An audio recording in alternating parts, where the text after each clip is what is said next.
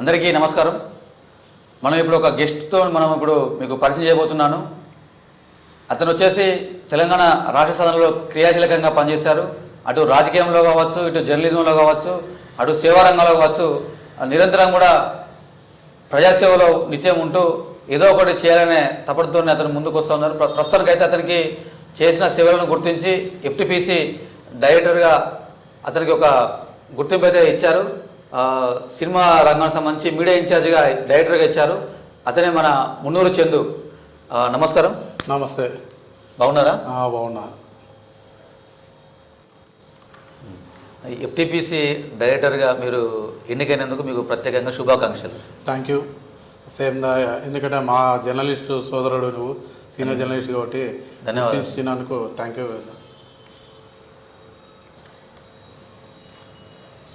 మున్నూరు చంద్ గారు పాలమూరు నుంచి ఇక్కడ సికింద్రాబాద్కి వచ్చి ఇక్కడ సీతాఫల మండిలో శ్రీనివాసం ఏర్పరచుకున్నారు. సీతాఫల మండికి రావడానికి మీ కారణం ఏంటి? పాలమూరులో అక్కడి నుంచి ఇక్కడికి ఎందుకు వచ్చారు? ఉపాధి కోసం వచ్చారా, లేదంటే ఇంకేదైనా మీరు వ్యాపారం కోసమా, లేదంటే కెరీర్ కోసం వచ్చారా ఇక్కడికి? ఎప్పుడు వచ్చారు అసలు ఇక్కడికి? నేను వనపర్తి, ప్రస్తుతం జిల్లా పాన్గల్ మండలం విలేజ్లో అయితే జన్మించాను. అక్కడ మా కుటుంబ నేపథ్యం అయితే మా ఫాదర్ బిజినెస్ బ్యాంకింగ్ స్టోర్కి సంబంధించింది ఉంది. తర్వాత మేము మా కుటుంబ నేపథ్యంలో నేను, మా brother government employee teacher Balaraju, మా సిస్టర్స్ అయితే భాగ్యలక్ష్మి, కవిత. మేము అక్కడ 10th క్లాస్ వరకు మా విలేజ్లో చదువుకున్నాం. ఆ తర్వాత వనపర్తి మన ప్రస్తుతం డిస్టిక్గా ఉంది, దాంట్లో జూనియర్ కాలేజీలో అయితే ఇంటర్మీడియట్ వరకు పూర్తి చేసాను. ఆ తర్వాత అంటే స్టడీ పర్పస్గా హైదరాబాద్కు ఇక్కడ చేరుకోవడం జరిగింది. ఇక్కడ స్టడీ చేసుకుంటూ జాబ్ చేసుకుందామనే ఉద్దేశంతో హైదరాబాద్కు వచ్చి ఇక్కడ సికింద్రాబాద్లోనే నివాసం ఏర్పరచుకోవడం అయితే జరిగింది. ఈ నేపథ్యంలో ఇక్కడ సికింద్రాబాద్కు వచ్చి నేను ఇక్కడనే ఉండడము, ఇక్కడనే నాకు అంటే ఒక పెయింటింగ్ ఆర్టిస్ట్గా జీవితాన్ని మొదలుపెట్టిన. అంటే పెయింటింగ్ అంటే నేమ్స్ రాయడము, ఫిగర్స్ వేయడం అలాంటిది, అది కూడా నేను కూడా ఒకటి కాలేజీలో జాయిన్ అయ్యి కొన్ని రోజులు అయితే చేసిన. అది కూడా కొన్ని రోజులు నేను నేర్చుకోవడం జరిగింది. ఆ తర్వాత హైదరాబాద్లో నేను ఆ పెయింటింగ్ వృత్తిలో నేను జాబ్ మొదటిగా జీతంలో జాయిన్ అయినప్పుడు, ఆ తర్వాత నా కెరియర్ అయితే హైదరాబాద్లో అక్కడ స్టార్ట్ అవ్వండి. స్టడీ అండ్ జాబ్ పర్పస్ మీద వచ్చిన సికింద్రాబాద్కు. అదే యాక్చువల్గా మీరు అంటే మీ అందరూ కూడా మున్నూరు చంద్ అని పిలుస్తారు. మీ అసలు పేరు అయితే ఎవరు తెలియదు, చంద్రశేఖర్ మీ పేరు. అంటే ఆ చంద్రశేఖర్ నుంచి మున్నూరు చంద్గా ఎందుకు పిలుస్తారు? అయితే నా పేరు అసలు చంద్రశేఖర్, కాకపోతే ఇక్కడ సికింద్రాబాద్ నేమ్ నాకు చంద్ అని ఉండే. ఇక్కడ మున్నూరు కాపు సభ్యతను తీసుకున్నప్పటి నుంచి ఇక్కడ కొంతమంది 2-3 చందులు ఉండడం వల్ల ఎవరు అని అనడం వల్ల మున్నూరు చంద్ అనే పేరు అట్లే కంటిన్యూ అయింది. ప్రస్తుతం అయితే అందరికీ అంటే మున్నూరు చంద్గానే సుపరిచితుల్ని, ఇటు రాజకీయంగా కానీ ఇటు పొలిటికల్ అన్నిట్లలోగా మున్నూరు చంద్గానే నేను అందరికీ సుపరిచితుల్ని. ప్రస్తుతము మనకు రాజకీయంలో కానీ ఎఫ్టీపీసీలో కానీ ఇటు సామాజిక సేవలో కానీ నన్ను మున్నూరు చంద్ అయితేనే పిలుస్తున్నారు అందరూ ఆ విధంగా అలవాటు పడిపోయింది ప్రజలకు. మీరు ఉద్యోగం చేస్తున్నటువంటి వ్యక్తిగా ఇటు రాజకీయాలకు వచ్చారు. అంటే ఎందుకు రాజకీయాలకు రావాలనే ఆలోచన ఎందుకు వచ్చింది? అంటే ఉద్యోగం రాజకీయంలో నేను చిన్న ఉద్యోగం చేసుకున్న సందర్భంలో నాకు అంటే నేను గతంలో అంటే ఇంటర్మీడియట్ చదువుతున్నప్పుడు ఏబీపీ కాలేజీ వైస్ ప్రెసిడెంట్గా కూడా ప్రస్థానం స్టార్ట్ చేసిన. అక్కడి నుంచే నాకు రాజకీయాలు అంటే ఇంట్రెస్ట్ ఉండే. అప్పుడు ఎర్ర సత్యం హయాంలో కూడా కొన్ని సందర్భాల్లో అక్కడ ఈ యూత్గా వర్క్ చేసిన. ఎర్ర సత్యం ఎమ్మెల్యేగా ఉన్నప్పుడు ఆ టైం నుంచి కూడా నాకు రాజకీయాల వైపు రావాలనే ఉద్దేశంతోనే ఉండే. కానీ అప్పుడు అంటే ఏజ్ చిన్నది కావడంతో నేను ఏబీపీగా వైస్ ప్రెసిడెంట్గా పనిచేశాను కాలేజీలో. ఆ తర్వాత హైదరాబాద్లోకి వచ్చినాక అప్పుడే మన ఐఏఎస్ ఆఫీసర్ జయప్రకాష్ నారాయణ గారు ఒక పార్టీని అయితే స్థాపించడం జరిగింది. ఆయన మంచి భావాలతోన లోక్సత్తా పార్టీ యువతను ప్రేరేపించే విధంగా పార్టీ అయితే ఉండడం జరిగింది. చిన్న గ్రామాలు, చిన్న పరిపాలన, విభజనతో పాటు గ్రామీణాభివృద్ధి, వ్యవసాయం, యువతకు ఉపాధి ఇలాంటి అవకాశాలు చేస్తే రాజకీయం అవినీతి లేకుండా పరిపాలన సాగించే విధానాన్ని ఆయన ఎక్స్ప్లెయిన్ చేసే విధానాన్ని ఆయన రోజు ఇంటర్వ్యూలో చెప్పడం నేను చూడడం జరిగింది. దాన్ని ఆకర్షితులు అయిపోయి వెంటనే ఇక్కడ నేను మనకు సికింద్రాబాద్లో ఒక సభ్యత నమోదు కార్యక్రమాన్ని ఏర్పాటు చేశారు. ఆ క్రమంలో నేను అక్కడికి వెళ్ళి లోక్సత్తా పార్టీలో అయితే నేను పార్టీ సభ్యత అనేది తీసుకోవడం జరిగింది. పార్టీ సభ్యతను తీసుకున్న తర్వాత ఇక్కడ సికింద్రాబాద్లో అప్పుడు అంటే ఏళ్ళ మీద లెక్క పెట్టుకోవచ్చు, ఓ 5 మంది 10 మంది, అంటే కొంతమంది వినోద్ అని, అట్లా భారతూడన్ శ్రీకాంత్ అని, నేను ఒక 5-6 మంది కలిసి ఒక సికింద్రాబాద్ కాన్స్టిట్యూన్సీకి బలంగా ఏర్పాటు అయితే చేయడం జరిగింది. ఇప్పుడు కటారి శ్రీనివాస్ అని అప్పుడు ఆయన లెక్చరర్, ఇప్పుడు ఆయన V5 దాంట్లో న్యూస్ కూడా చదువుతుంటారు. అతని సమక్షంలో జయప్రకాష్ నారాయణ కలవడం జరిగింది. అక్కడ మేము ఏం చేసినంటే మాకు చాలా అంటే మనకు ఐఏఎస్ ఆఫీసర్ అయిన జయప్రకాష్ నారాయణ చెప్పిన భావాలు ఆ ఉద్దేశంతో అక్కడ అయితే లోక్సత్తలో నిరంతరాయంగా మేమైతే 3 సంవత్సరాలు పార్టీకి అంకిత భావంతో పనిచేయడం జరిగింది. ఆయన సిద్ధాంతాల కొరకు సభ్యతాలు చేయడం. క్రమక్రమేణ అదే టైంలో తెలంగాణ రాష్ట్రానికి ప్రత్యేక మళ్ళీ ఉద్యమం స్టార్ట్ అయింది. ఆ నేపథ్యంలో అప్పటి వరకు అయితే పనిచేయడం జరిగింది. మీరు లోక్సత్తాలో చాలా యాక్టివ్గా పనిచేశారు. అంటే అంత మంచి జయప్రకాష్ నారాయణ గారు చాలా మంచి భావాలు ఉన్న వ్యక్తి, సమాజ మార్పు కోసం పనిచేస్తున్నారు. అట్లాంటి వ్యక్తి నుంచి అంటే ఆ పార్టీ నుంచి బయటకు వచ్చి బీఆర్ఎస్లో చేరిండ్రు. అంటే ఎందుకు, అంటే ఈ పార్టీలో ఏమున్నది అక్కడ ఏం లేదు, ఎందుకు మీరు? జయప్రకాష్ నారాయణ పార్టీ భావాలు నచ్చక నేను ఆ రోజు పార్టీని వదిలేయలేదు. ఆ రోజు ఉద్యమం ఉవ్వెత్తున సాగుతున్న సందర్భం, అంటే పార్టీలకు అతీతంగా, కులాలకు అతీతంగా, ఉద్యోగులకు అతీతంగా యావత్ 4 కోట్ల ప్రజలు ఏకమైన సందర్భంలో పార్టీని వీడాల్సిన సందర్భం ఏర్పడింది. ఆ రోజు నేను ఉద్యమంలో పాల్గొనడానికి ఛాయశక్తుల కృషి చేయాలని చెప్పే ఉద్దేశంతో, అప్పటికే రాజకీయ అనుభవంతో కూడా కూడుకొని ఉండడంతో నేను ఆ రోజు ఉద్యమంలో చేరాలి, తెలంగాణ కోసం పోరాడాలనే ఒకే ఒక ఉద్దేశంతో నేను ఆ రోజు అయితే ఉద్యమంలో పాల్గొనడం జరిగింది. ఉద్యమం తర్వాత నేను మళ్ళీ టీఆర్ఎస్ పార్టీలో రావడానికి అప్పుడున్న సందర్భం, టీఆర్ఎస్ పార్టీ ఉవ్వెత్తున అందరూ టీఆర్ఎస్ పార్టీతోనే సాధ్యమవుతుందని, కేసీఆర్ సమక్షంతోనే సాధ్యమవుతుంది, తెలంగాణ సంకల్పం నెరవేరుతుందనే ఉద్దేశం అప్పుడు బలంగా నమ్మినాం కాబట్టి అది నిజంగానే నెరవేరింది. ఆ సందర్భంలో టీఆర్ఎస్ పార్టీలో చేరుతూనే కరెక్ట్ అనే సందర్భంలో ఇప్పుడున్న బీజేపీ నాయకుడు బీఆర్ఎస్ పార్టీలో ఉండే మేకల సారంగపాణి అప్పుడు టీఆర్ఎస్ పార్టీలో ఉండే అతను నన్ను పిలవడం జరిగింది. మీరు ఇంత యాక్టివ్గా ఉన్నారు, యువత నీతో పాటు మహిళలు, యువకులు అందరూ ఉన్నారు కాబట్టి మీరు టీఆర్ఎస్ పార్టీలో చేరైతే బాగుంటుందని చెప్పి ఒక సందర్భంలో ఆయన నన్ను వచ్చి కలవడం జరిగింది. ఆ సందర్భంలో నేను ఏం చేశానంటే ఇక్కడ నుంచి సీతాఫల్ మండి డివిజన్, అప్పుడు చిలకలూరు డివిజన్ ఉండే, ఆ డివిజన్ నుంచి రాజీనామా చేసి లోక్సత్తా నుంచి బీఆర్ఎస్ పార్టీలోకి కేసీఆర్ సమక్షంలో తెలంగాణ భవన్లో కేసీఆర్ కండవ కప్పిన సందర్భంలో 200 మందిని తీసుకెళ్ళి నేను జాయిన్ అవ్వడం జరిగింది. అక్కడ జాయిన్ అయిన తర్వాత ఇక్కడ టీఆర్ఎస్ పార్టీకి తీగుల పద్మరావు గౌడ్ నాయకత్వం వహిస్తున్నాడు. అప్పుడు గ్రేటర్ హైదరాబాద్ అధ్యక్షుడిగా ఉన్నాడు. ఆ సందర్భంలో అతనిది అక్కడ నుంచి డైరెక్ట్ తెలంగాణ భవన్ నుంచి పద్మరావు గౌడ్ దగ్గరికి వచ్చి ఆయన సమక్షంలో మళ్ళీ కండవాయిదా కప్పుకోవడం జరిగింది. అక్కడ ఆయన శిష్యరికం చేసి ఇప్పటి వరకు, అంటే నేను ఏ పార్టీలో ఇప్పుడు కూడా ప్రజెంట్ లేను, అక్కడ నేను టీఆర్ఎస్ పార్టీలో అయితే చేరిన, అక్కడ ఉద్యమంలో చాలా చురుగ్గా పాల్గొన్న. పద్మారావు గౌడ్ గారు ఏదైతే ఇచ్చిన ఆదేశాలకు సూచన తప్పకుండా క్రమశిక్షణతో పార్టీకి అంకితభావంతో చాలా సంవత్సరాల వరకు చేయడం జరిగింది. ఆ సందర్భంలోనే మనకు తెలంగాణ రావడం జరిగింది. తెలంగాణ వచ్చిన సందర్భంలో కూడా ఆయన పద్మారావు గౌడ్ అయితే డిప్యూటీ స్పీకర్ కావడం జరిగింది మొదటి తెలంగాణ ఏర్పడిన గవర్నమెంట్ తర్వాత. అక్కడ పద్మారావు గౌడ్ గారు ఎప్పుడైతే డిప్యూటీ సీఎం అయిందో ఆయన ప్రభుత్వంలో ఆయనలో కూడా నేను బీఆర్ఎస్ పార్టీలో, అప్పుడున్న టీఆర్ఎస్ పార్టీలో అయితే పనిచేయడం జరిగింది. ఆ తర్వాత క్రమక్రమేణా లోకల్ బాడీ ఎలక్షన్స్ రావడం జరిగింది, జిహెచ్ఎంసీ కార్పొరేటర్ ఎలక్షన్స్. అప్పుడు నేను చాలా సుదీర్ఘంగా పనిచేసిన కాబట్టి పద్మారావు గౌడ్ గారి ఆదేశాల మేరకు చురుకుగా పాల్గొని చాలామంది యాక్టివిటీ చేయడం, మహిళలను జాయిన్ చేయడం, యువతను జాయిన్ చేయడం, బస్తీ సమస్యలు తీర్చడం, ఇలాంటి సమస్యలు చాలా వరకు చురుగ్గా పాల్గొన్న. ఆర్థిక ఇబ్బందులున్న పార్టీకి అయితే ఎన్నడూ వినలేదు, పార్టీకి అంకిత భావంతో అయితే పనిచేసుకుంటా ముందుకు రావడం జరిగింది. ఆ నేపథ్యంలో నేను మా మిస్సెస్ సంగీత, ఇప్పుడు ఆమె చదువుకున్న వ్యక్తి, ఇక్కడనే నామూలంలో పుట్టి పెరిగింది, ఒక ఏదో పీజీ వరకు చదువుకున్నది, ఆమె లాయర్ ఇప్పుడు ప్రస్తుతం. ఆమెకు టికెట్ కావాలని మహిళకు కేటాయించడంతో నేను పద్మారావు గౌడ్ గారిని టికెట్ ఆశించడం జరిగింది. ఆ నేపథ్యంలో అతను టికెట్ చూద్దాం ఎవరికి వస్తుందో మన చేతిలో లేని పని ఇప్పుడు చూద్దాం ఇది అని చెప్పడం అయితే జరిగింది. ఆ నేపథ్యంలో నేను టీఆర్ఎస్ పార్టీకి ఆ సందర్భంలో అప్పటివరకు అయితే పనిచేసి లోకల్ బాడీ ఎలక్షన్లో కూడా పూర్తిగా పనిచేసి కార్పొరేటర్ ఎలక్షన్లో కూడా ఎనలేని కృషి చేసి అయితే చేయడం జరిగింది. అయితే మీరు ఒక విద్యార్థుల సమస్యల పరిష్కారం కోసం ఏబీవీపీలో పనిచేశారు. ఆ తర్వాత సమాజం మార్పు కోసం లోక్సత్తా పార్టీ జయప్రకాష్ నారాయణ నాయకత్వంలో మీరు పనిచేశారు. తెలంగాణ రాష్ట్ర సాధన కోసం టీఆర్ఎస్ పార్టీలోకి వచ్చారు. మరి ఒక్కసారి రాజకీయాలు ఎందుకు వదిలేశారు? కారణాలు ఏంది అసలు?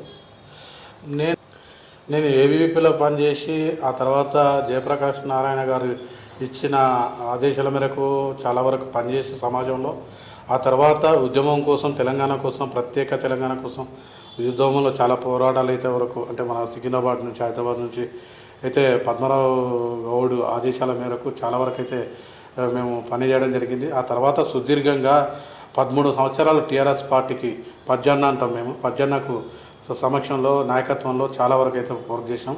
ఇక్కడ సికింద్రాబాద్ ప్రాంతంలో మునూరు చందు అనే పేరు ఒక ఐడెంటిఫై వచ్చిందంటే ఒక పద్మరావు గౌడ్ వల్లనే వచ్చిందని ఈ సందర్భం అయితే మీకు తెలియజేస్తున్నా. ఎందుకంటే ఆయన అనుచరుడిగా ముద్ర పడ్డది నాకు.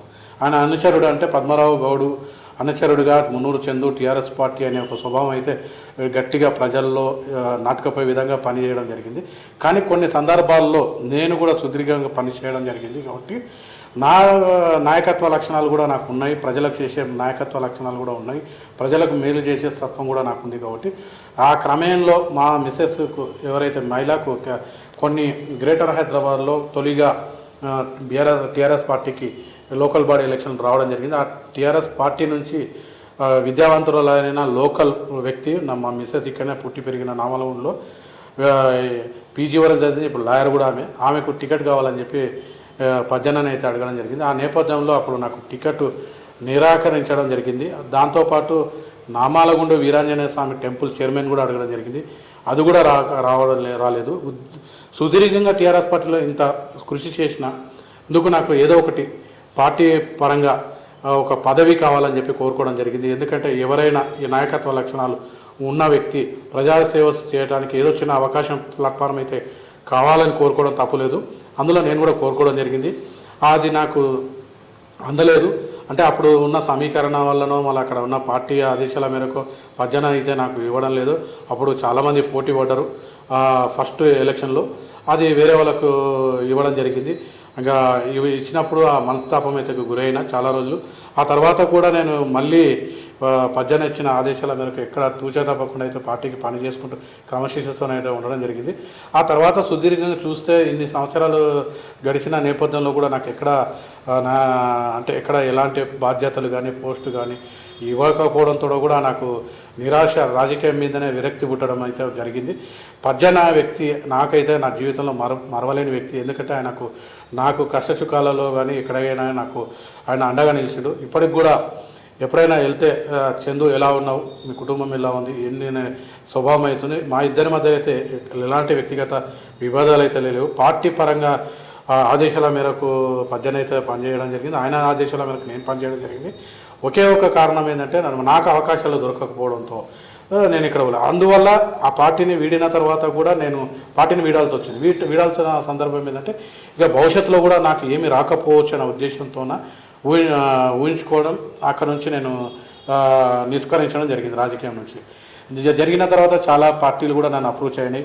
కొన్ని ప్రధాన పార్టీలు కూడా మా పార్టీలో జైన్గా నీకు కాలక్రమేణాలో ఏదో ఒకటి నామినేట్ పోస్ట్ ఇచ్చడం కూడా జరిగింది. కానీ నేను పజ్జనకు మాట ఇచ్చిన, పజ్జనకు మీరు మీ నాయకత్వ లక్షణాలు, మీరు ఇచ్చిన ఆదరణ, మీరు చూపించిన ప్రేమ కొరకు నేను నిరంతరం మీకే పనిచేస్తానని చెప్పి ఆయనకి హామీ ఇవ్వడంతో నేను ఇప్పటివరకు కూడా ఏ పార్టీలో చేయనికి కాలేదు. ఆ క్రమంలో నేను బిజినెస్ చేసుకుంటూ ఉన్న సందర్భంలో నాకు కొంచెం చిన్న ఒక థాట్, మా పాత మిత్రుడు నా చదువుకుంటున్న రోజుల్లో మిత్రుడు సలహా మేరకు నీవు ఎట్లా డిగ్రీ వరకు అయితే చదివినావు కదా, మా జర్నలిజం వైపు బాగానే ఉంటుంది, నీకు టాలెంట్ కూడా ఉంది, ఎందుకంటే స్క్రిప్ట్ రైటింగ్ అవి కూడా మంచిగా రాస్తావు, దాని కొరకు నువ్వు జర్నలిజం వైపు పోతే బాగుంటుందని ఒక మిత్రుడైతే సలహా ఇవ్వడం జరిగింది. ఆ నేపథ్యంలో ఏం చేసినట్టే నేను అప్పుడు డిగ్రీ కూడా చేసిన సందర్భంలో మీరు రాజకీయాల నుంచి బయటకు వచ్చిన తర్వాత జర్నలిజం వైపు మీరు అడుగులు వేశారు. ఒక రిపోర్టర్ స్థాయి నుంచి జర్నలిస్టు నాయకుని స్థాయి వరకు మీరు ఎదిగారు. అంటే ఎట్లా అనిపిస్తుంది మీకు, ఎలా సాధ్యమైంది? రాజకీయాల నుంచి నిష్కరించిన తర్వాత, రాజకీయాలు వద్దు నాకు అనుకొని బయటికి వచ్చిన తర్వాత ఎటు వెళ్ళాలనో తోచని సందర్భంలో, అంటే రాజకీయ పార్టీలో చేరటానికి ఇష్టం లేని సందర్భంలో ఒక పాత మిత్రుడు నాకు, అంటే నేను ఇంటర్మీడియట్ చదువుతున్న మిత్రుడు అతను కూడా ఒక డెస్క్లో పనిచేస్తాడు. అతను ఇచ్చిన సలహా మేరకు నేను రాజకీయం వైపు వదిలేసి ఇప్పుడు జర్నలిజం వైపుకి అయితే రావడం జరిగింది. ఆ సందర్భంలో అప్పటికి కూడా నేను నార్మల్గా బిఏ డిగ్రీ చేస్తుంటే, ఆ సందర్భంలో బిఏ జర్నలిజం చేస్తే బాగుంటుందని చెప్పి మళ్ళీ దాన్ని డిస్కంటిన్యూ చేసి బిఏ జర్నలిజం ఇప్పుడైతే సికింద్రాబాదు ఓయూ కాలేజ్ ఉందో ఆ కాలేజీలో బిఏ జర్నలిజం అయితే చదివిన. అక్కడ చదివి దీంట్లో ఆదాబ్ హైదరాబాదు దాంట్లో ఫస్ట్ రిపోర్టర్గా జాయిన్ కావడం అయితే జరిగింది. అక్కడ జర్నలిజం ప్రస్థానం అయితే మొదలైంది. అక్కడ ప్రస్థానం మొదలైన తర్వాత అంటే వార్తలు రాయడం, సమాజం పట్ల అవగాహన, ఈ జర్నలిజానికి రాజకీయానికి అనుబంధం చాలా దగ్గర ఉండడం వల్ల నాకు జర్నలిజం కూడా చాలా ఈజీ అయింది. ఎందుకంటే ప్రజల సమస్య గురించి అక్కడ సాల్వ్ చేసేటానికి ఉంటే ప్రజలకు సమస్యలు వస్తే ప్రశ్నించే తత్వం ఇక్కడ ఉండడం జరిగింది. ఈ తత్వంతో నేనంటే గట్టిగా నేను జర్నలిజం వైపులో వార్తలు రాయడం అయితే జరిగింది. ఆ నేపథ్యంలో జర్నలిజం వైపు ఇష్టం, మొగ్గు పెరగడం జరిగింది. పెరిగి సుదీర్ఘంగా జర్నలిజంలో కూడా బాగా అంచనాలు ఎదుర్కొంటూ వివిధ పత్రికలో వివిధ ఛానల్లో కూడా వర్క్ చేయడం జరిగింది. క్రైమ్ రిపోర్టర్గా, స్టాఫ్ రిపోర్టర్ కూడా పనిచేయడం జరిగింది. ఆ తర్వాత నాయకత్వ లక్షణాలు నాకు ముందు నుంచే ఉండడం వల్ల ప్రస్తుతం మన 2 years బ్యాక్ మేము భాగ్యనగర్ జర్నలిస్ట్ అసోసియేషన్ కూడా ఏర్పాటు చేశాము. భాగ్యనగర్ జర్నలిస్ట్ అసోసియేషన్ నాయకుడిగా రాంపల్లి సత్యం గౌడ్ అయితే ఉన్నాడో, నేను రాష్ట్ర ప్రధాన కార్యదర్శి జర్నలిస్ట్ నాయకత్వ లక్షణాల్లో కూడా నేను కూడా పనిచేస్తున్నాను జర్నలిస్టుగా. ప్రస్తుతం అయితే ఇప్పుడు భాగ్యనగర్ జర్నలిస్టు రాష్ట్ర నాయకుడిగా ఉన్నా. అంటే సుదీర్ఘంగా ఎక్కడికి వెళ్ళినా నాయకత్వ లక్షణాలు నాకు ముందు నుంచే ఉండడం వల్ల ఏ రంగంలోకి వెళ్ళినా ఆ నాయకత్వ లక్షణాలు అయితే ఎక్కడికి నన్ను వీడడం లేదు.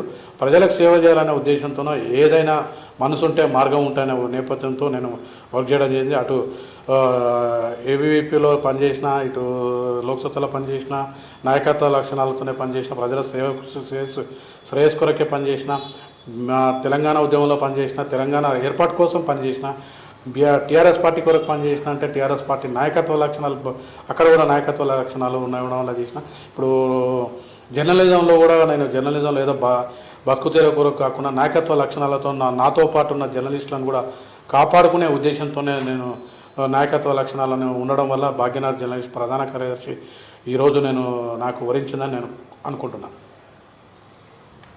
అయితే మీరు ఒక జర్నలిస్టు సంస్థను కూడా ప్రారంభించారు, భాగ్యనగర్ జర్నలిస్ట్ అసోసియేషన్ను మీరు ప్రారంభించారు. దానికి మీరు ప్రధాన కార్యదర్శిగా బాధ్యతలు కూడా నిర్వర్తిస్తూ ఉన్నారు.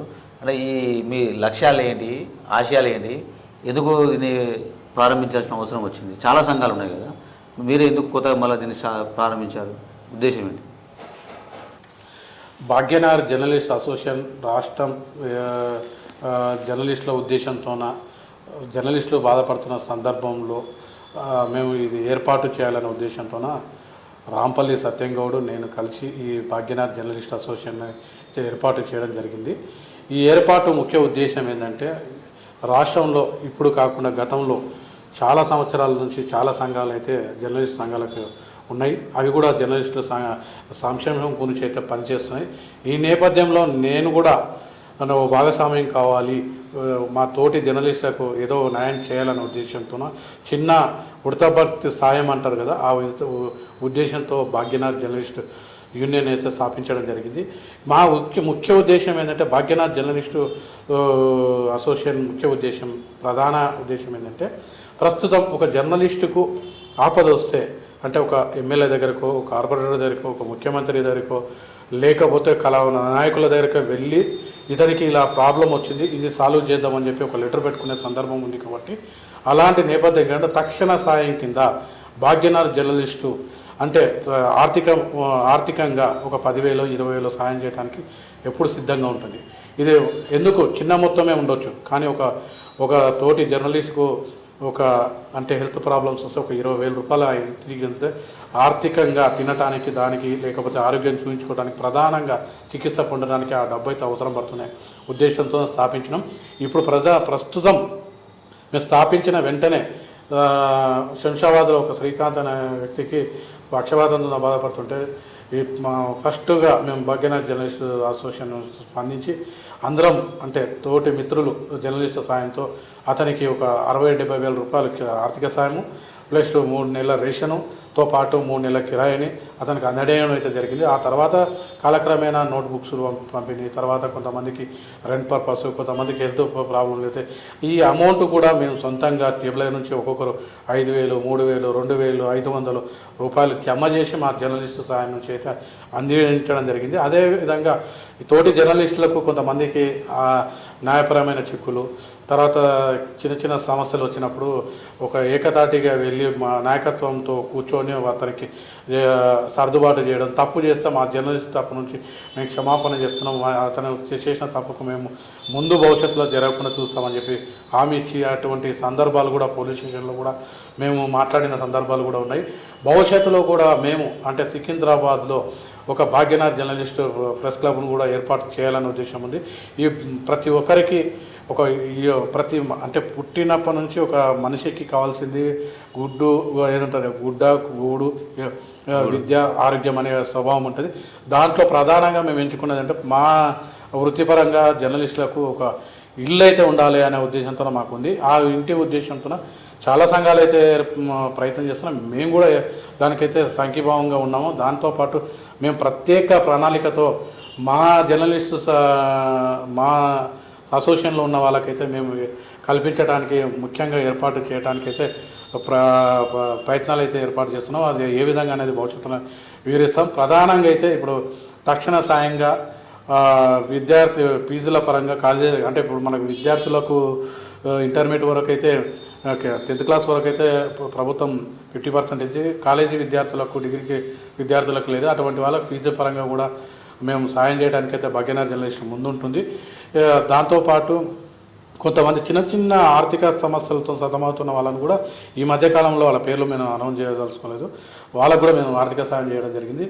ఈ మధ్యకాలంలో కొంతమంది జర్నలిస్టుల వివిధ కేసులు కూడా జరుగుతాయి. అక్కడికి వెళ్ళి అంటే హై స్థాయి ఆఫీసర్ల దగ్గర కూడా మేము చర్చించి ఇలాంటి అపోహలు కొంతమంది కుట్రపడి కేసులు కూడా చేయడం జరిగిందని కూడా చెప్పడం జరిగింది.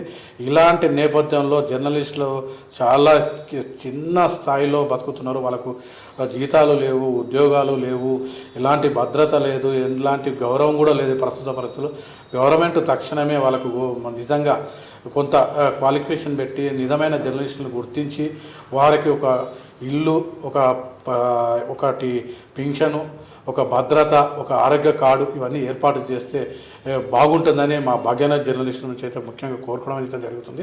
భవిష్యత్తులో ప్రతి జర్నలిస్టుకు అండగా ఉంటామని ఈ సందర్భంగా అయితే మీకు తెలియజేస్తున్నాం. మీరు ఇటు సామాజిక సేవ, ఇటు జర్నలిజం ఇవన్నీ చేస్తూనే రాజకీయాలు కూడా ముందుకు వచ్చి నడిపించారు. అంటే ఇప్పుడు అవన్నీ చేసుకుంటూనే ప్రస్తుతం ఇంకా మీరు కుల సంఘం అంటే మీ మున్నూరు కాపు సంఘంలో కూడా మీరు యాక్టివ్ రోల్లో ఉన్నారు. అంటే ఎట్లా మీరు మీ కులంలో ఉన్న వాళ్ళకి ఎలాంటి సమస్యలు ఉన్నాయి, మీరు ఎట్లా వాటి సమస్యలు పరిష్కరిస్తారు?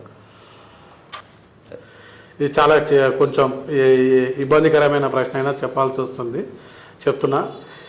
కులము అంటే ప్రతి ఒక్కరికి మన ఇండియాలో ఒక స్వభావం అయితే ఉంది.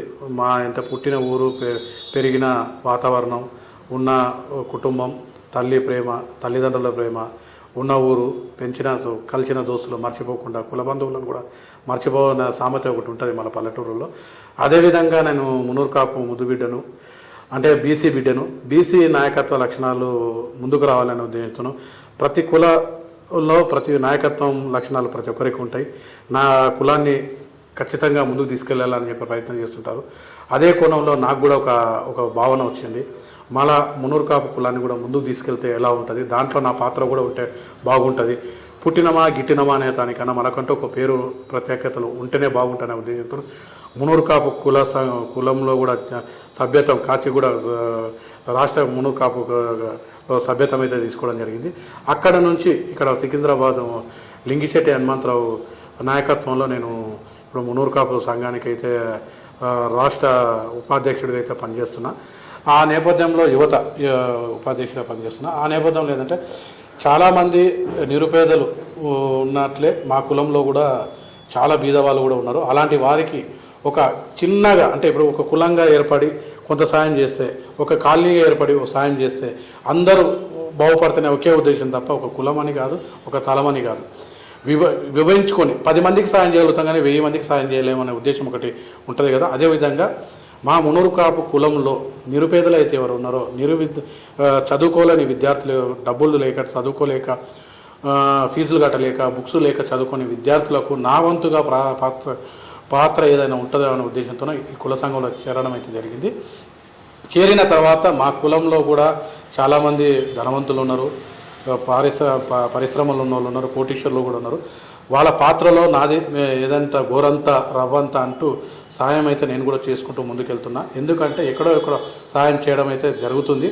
ఆ సేవ అనేది మా కులంలో కూడా ఉండాలని ఉద్దేశంతో నేను చేయడం. ఎందుకంటే అది బీసీ వర్గానికి చెందిన నాయకత్వం. బీసీలు ఎక్కువ శాతం రాజకీయంలో ముందుకు పడరు కాబట్టి ఈ రకంగానైనా రాజకీయ ప్రస్థానం ఉంటుందని ఉద్దేశంతో అన్ని రంగాలలో ఈ రంగం కూడా ఎన్నుకోవడం జరిగింది. అందులో ఇప్పుడు మా మునూరు కాపుల్లో చాలామంది చిన్న విద్యార్థులు ఫీజులు కట్టలేని పరిస్థితి కూడా ఉంది. అక్కడ కూడా స్కూల్కి వెళ్ళి నేను ఒక జర్నలిస్టుగా, రాజకీయ నాయకుడిగా పలుకుబడి ఉన్న సందర్భంలో పోయి ఈ స్టూడెంట్ ఈ ఫలానా వ్యక్తి కట్టలేని పరిస్థితిలో ఉన్నారు, వాళ్ళకు మీరు మేము మా మునూరు కాపు నుంచి కొంత అమౌంట్ మేము పే చేస్తాం, మిగతాది మీరు మాఫీ చేయండి అని ఇక్కడ ఉన్న అమరావతి స్కూల్స్ కానీ కొన్ని స్కూల్స్లో, కాలేజీలలో కూడా గతంలో జరిగి వాళ్ళకి ఫీజులు కూడా కట్టడం జరిగింది. ఆ జరిగిన విద్యార్థులు ఇప్పుడు బీటెక్ చదివి ఇప్పుడు ఉద్యోగాలు కూడా చేస్తున్నారు. కొంతమంది అయితే విదేశాల్లో కూడా వెళ్ళిన సందర్భాలు ఉన్నాయి. అంటే మేము చేసింది కులమో కాదు, ఒక వ్యక్తికి కానీ మేము విభజించుకొని హెల్ప్ చేయడం జరిగింది. ఆ ఉద్దేశంతో ఆ బీసీ బిడ్డగా, ఒక మునూరు కాపు బిడ్డగా, ఒక పేద విద్యార్థులకు సాయం చేయాలని దృఢ సంకల్పంతో మునూరు కాపు నాయకత్వ లక్షణాలతో ముందుకెళ్ళడం జరిగింది. కానీ ఒకే కులానికి చేయాలనే ఉద్దేశం అయితే కాదు. ఎవరైనా ఏ కులానికైనా అక్కడ బీద వాళ్ళు ఉన్న వాళ్ళు సాయం చేస్తే గల్లీ, ప్రాంతము, నియోజకవర్గము, రాష్ట్రము, దేశము బాగుంటుంది. ఎందుకంటే యువత బాగున్నప్పుడే దేశం బాగుంటుంది అనే స్వభావంతో చేయడం జరిగింది. ఏదైనా పరిధి గీసుకొని దానికి హెల్ప్ చేయడం అయితే యువత నేర్చుకోవాలి. అది కులమా, తలమా, ప్రాంతం అని కాదు, మనలోన మాత్రం ఒక స్వభావం ఉండాలి. మనం ఎదుగుతూ ఇతరులకు సాయం చేసే లక్షణాలు ఏర్పడితే ఎక్కడైనా సాయం చేసే లక్షణాలు ఉంటాయి. అదే స్వభావంతో గతంలో రాజకీయంలో చేసిన, ప్రాంతంలో చేసిన, కాలనీలలో చేసిన, బస్సులలో చేసిన, ఇట్లా మునూరు కాపు సంఘాన్ని కూడా చేసిన. ఇప్పుడు రాష్ట్రంలో మునూరు కాపు కాచిగూడలో కూడా ప్రధానంగా నేను ఒక గుర్తింపు ఉన్న వ్యక్తిగా ఉన్నా. ఇప్పుడు మేము పుస్తమెట, ఒక చిన్న పేద కుటుంబం పెళ్లి చేసుకుంటే పుస్తమెట మా మునూరు కాపు నుంచి వాళ్ళకు బహుకరిస్తాము. ఒక చీర పద్ధతితో పుస్తమెట బంగారు ఇవ్వడము, ఇంత అమౌంట్ ఇవ్వడము. పేద విద్యార్థులకు మునూరు కాపు సంఘం నుంచి కాచిగూడలో విద్యార్థి సంఘంలో హాస్టల్ ఇవ్వడం, వాళ్ళకు ఫీజులు కట్టడము, వాళ్ళకు హాస్టల్ వసతులు కల్పించడము, ఇవన్నీ కూడా జరగడం జరుగుతుంది. ఎవరైతే ఇప్పుడు రీసెంట్గా ఇక్కడ ఉపరబస్సులో ఒక అమ్మాయికి కిడ్నీ ఫెయిల్ అయితే కూడా ఆ అమ్మాయికి కిడ్నీ ట్రాన్స్ప్లాంటేషన్ గురించి ఒకటే రోజులో ₹1,00,000 కలెక్ట్ చేసి ఇవ్వడం జరిగింది ఇదే ఆఫీస్లో. ఆ తర్వాత కూడా ఆ అమ్మాయికి నెల ఒక ₹5,000, ₹10,000 ఇంటి ఖర్చులకు ఇవ్వడం జరుగుతుంది మా సంఘం తరపు నుంచి. అంటే ఇది ఉద్దేశం అనేది సంఘం అని కాదు, ఒక మనిషి ఏదైనా నిర్ణయించుకొని ఒక కోణమో, ఒక పేరో, ఒక తలమో పేరు పెట్టుకొని వ్యక్తిగత సాయం చేయడం అయితే జరుగుతుంది. ఇది అందరూ ఇదే కోణంలో చూడాలి, కులము తలం అనేది కాదు. వ్యక్తికి కష్టం వచ్చిందంటే నిలబడే తత్వాన్ని అయితే నేర్పరచుకోవాలి. అదే తత్వాన్ని మునూరు కాపు సంఘంలో ఓ మునూరు చందుగా నేను అయితే సాయం చేయడం జరుగుతుంది. వారి పెద్దల సమక్షంలో నేను ముందుకు వెళ్ళడం జరుగుతుంది. మీరు ఎఫ్టీపీసీ తెలంగాణ మీడియా డైరెక్టర్గా ఎన్నికయ్యారు. అసలు ఎఫ్టీపీసీ కాన్సెప్ట్ ఏంది, దాంట్లో మీ బాధ్యత ఎట్లా ఉంటాయి? ఎఫ్టీపీసీ మీడియా డైరెక్టర్గా నాకు బాధ్యతలు అయితే మొన్న వారం రోజుల కింద అయితే ప్రకటించడం జరిగింది హైదరాబాద్ బషీర్బాగ్ ప్రెస్ క్లబ్లో.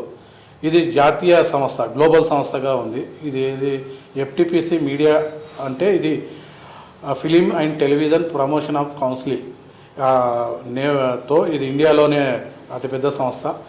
ఈ ఫిలింకు, టెలివిజన్కు సంబంధించింది.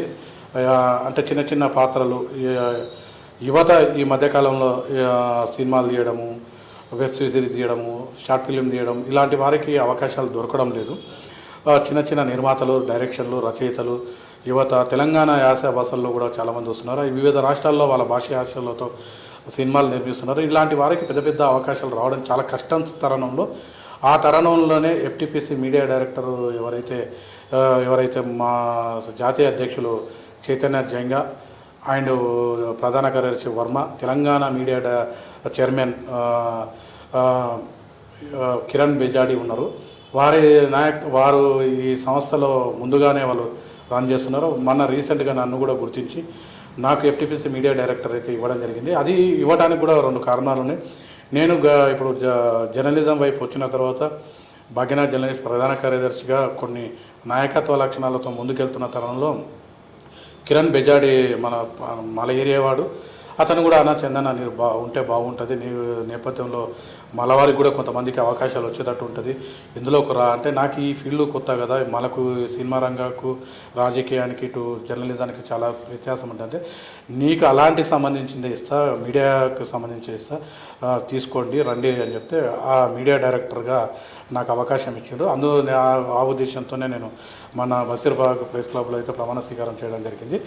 ఆ నేపథ్యంలో ఇప్పుడు ఏంటంటే మన తెలంగాణ యాస భాషల్లో షార్ట్ ఫిలిమ్స్, చిన్న చిన్న యాంకర్ పార్ట్స్ అవి చేస్తున్న వారికి చాలా అవకాశాలు ఉంటాయి. వీరికి ఒక గ్లోబల్ స్థానాన్ని ఏర్పాటు చేసినట్టే ఇక్కడ మనకు హైదరాబాద్లో ఫిలిం నగర్ ఛాంబర్లో అయితే వీరికి అంటే కాంటాక్ట్ అయిన వాళ్ళకు మా జాతీయ అధ్యక్షులు ఎవరైతే ఉన్నారో చైతన్య గారికి కాంటాక్ట్ అవ్వడం, వారికి డైరెక్టర్ డిపార్ట్మెంట్ అంటే డైరెక్టరు, నిర్మాత డిపార్ట్మెంట్ అంటే నిర్మాత, యాక్టింగ్ డిపార్ట్మెంట్ అండ్ యాక్టింగ్, ఇలాంటి అవకాశాలకు ప్లాట్ఫారం వేదికగా ఇది ఏర్పాటు చేసాం. ఇది ఇప్పుడు మొన్ననే రీసెంట్గా గ్లోబల్ వేదిక రిజిస్ట్రేషన్ అయితే అయింది.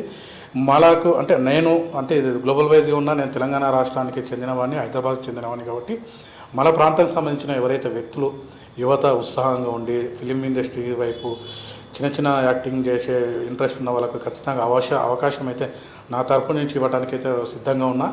ఇది అంటే చాలామంది ఏమనుకుంటారంటే ఫిలిం ఇండస్ట్రీ అంటే మోసపోతుంటారు, మోసం చేస్తుంటారు అన్న నేపథ్యంలో నేను అన్ని రంగాలలో ప్రజలకు సుపరిచితుడిని, స్థానికుడిని, ఇక్కడ చాలామందికి ఇక్కడ పరిచయం ఉన్న వ్యక్తిని కాబట్టి ఇప్పుడు నన్ను నమ్మి వచ్చిన వాళ్ళకు ఖచ్చితంగా వాళ్ళకి న్యాయం చేస్తానని చెప్తున్నా. వాళ్ళకి ఏంటంటే టాలెంట్ ఉంటుంది, వేదిక తెలియదు, ఎవరిని కాంటాక్ట్ కావాలన్నా తెలియదు. ఇప్పుడు నేనున్న కింది స్థాయి అంటే బస్తీ నుంచి కూడా నాయకుడిని కాబట్టి బస్తీలో కూడా చాలామందికి నా పరిచయాలు ఉన్నాయి. నన్ను కాంటాక్ట్ అయ్యి ఇప్పుడు చందన్ అంటే తెలుసు కాబట్టి ఆయన త్రూ నుంచి పోతే అవకాశం, అలాంటి నమ్ముకొని వచ్చిన వాళ్ళకి ఖచ్చితంగా సాయం చేసి వారి టాలెంట్ ఉండి వాళ్ళు రాణించగలుగుతారంటే వాళ్ళకి సదావకాశాన్ని కల్పిస్తాయి మీడియా ఎఫ్టీపీసీ మీడియా డైరెక్టర్ నుంచి.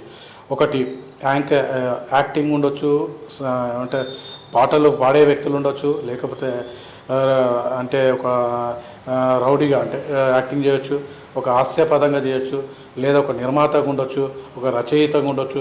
అంటే అన్ని కళలు కలిగిన ఏ వ్యక్తులైనా ఎవరైనా నన్ను అప్రోచ్ కావచ్చు ఎఫ్టీపీసీ మీడియా డైరెక్టర్గా.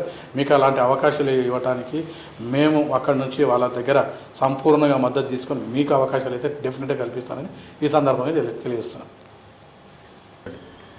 అయితే మీరు ఎన్నో అవరోధాలను ఎదుర్కొంటూ కష్టాన్ని కూడా ఇష్టంతో ముందుకొచ్చి అన్ని రంగాల్లో కూడా మీరు అనుకున్న రంగాల్లో కూడా ఎన్నో విజయాలు సాధించారు.